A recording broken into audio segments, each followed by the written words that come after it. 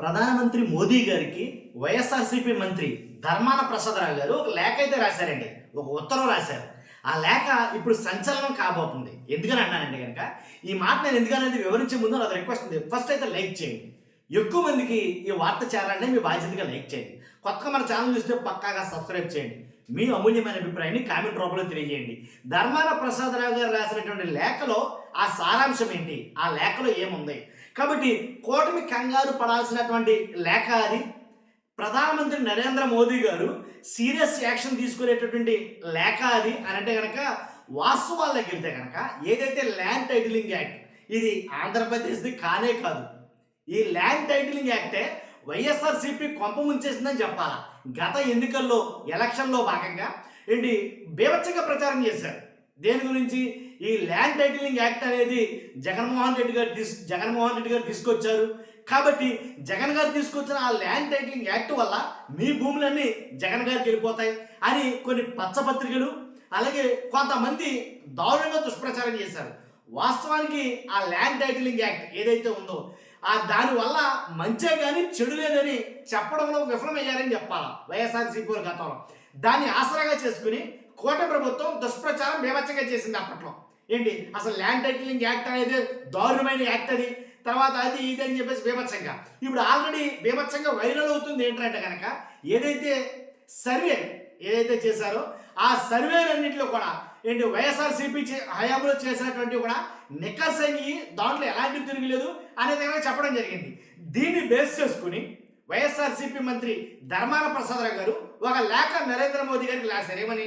Land titling act అనే ఈ చట్టాన్ని మీరు తీసుకొచ్చిన ఈ చట్టాన్ని ఆంధ్రప్రదేశ్లో అమలు చేసింది జగన్మోహన్ రెడ్డి గారే అని ఏంటి అలా చెప్పుకోవాల్సిన పరిస్థితి ఎందుకు వచ్చిందంటే కనుక కోట ప్రభుత్వం ప్రతిదీ కూడా ఇదనే అదేనే కాదు, ఏదైతే కొన్ని వాళ్ళ ఖాతాలో వేసుకోవడం క్రెడిట్ చోరీ ఏదైతే చేస్తుందో ఆ క్రెడిట్ చోరీలోని భాగంగానే ఏదైతే మొత్తం ఈ ల్యాండ్ టైటిలింగ్ యాక్ట్ కూడా దీంట్లో కూడా ఏదైతే సర్వే ఏదైతే చేశారో అంటే బ్రిటిష్ కాలంలో చేసిన సర్వే, మరలా భూముల సర్వే ఇప్పటి వరకు చేయలేదు, అది జగన్మోహన్ రెడ్డి గారి హయాంలోనే జరిగింది.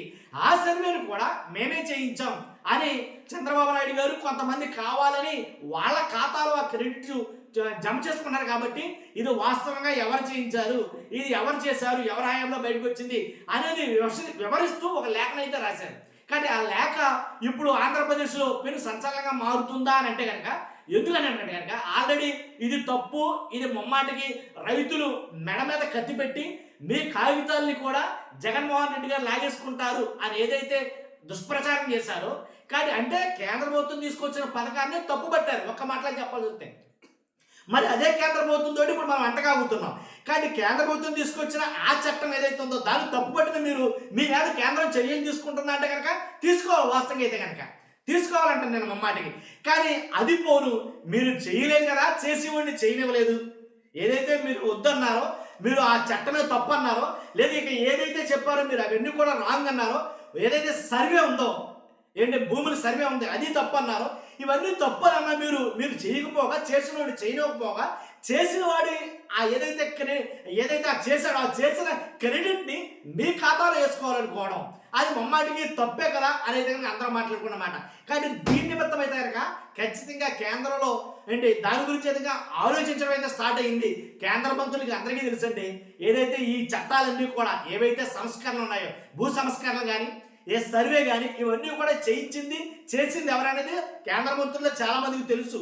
కానీ ఇది ఆ నోట ఈ నోట ఇప్పుడు ఈ లేఖ ద్వారా మోదీ గారి దాకా వెళ్ళబోతుంది. కానీ మోదీ గారు ఎలాంటి చర్యలు తీసుకుంటారు ఆ చట్టం బట్టి, ఏదైతే ల్యాండ్ సర్వేలు ఏదైతే జరిగినాయో ఏంటి సరిహద్దు రాళ్లు గురించి ఎంత రాద్ధాంతం చేశారో, సరిహద్దు రాళ్లు కోట్ల మీద సరిహద్దు రాళ్లు తరలించి అలాగే 2 విమానాల్లో 4 హెలికాప్టర్లో కొన్ని వేల ఏదైతే డ్రోన్లతోటి భూమి ఏదైతే రైతుల భూములన్నీ సర్వే చేయించి సరిహద్దు రాళ్ళు వేస్తానన్నారో ఆ సరిహద్దు రాళ్ళు వేస్తానంటే లేదు, సరిహద్దు రాళ్ళ మీద జగన్ గారి బొమ్మ ఉందని ఇది నానా రాద్ధాంతం చేశారు.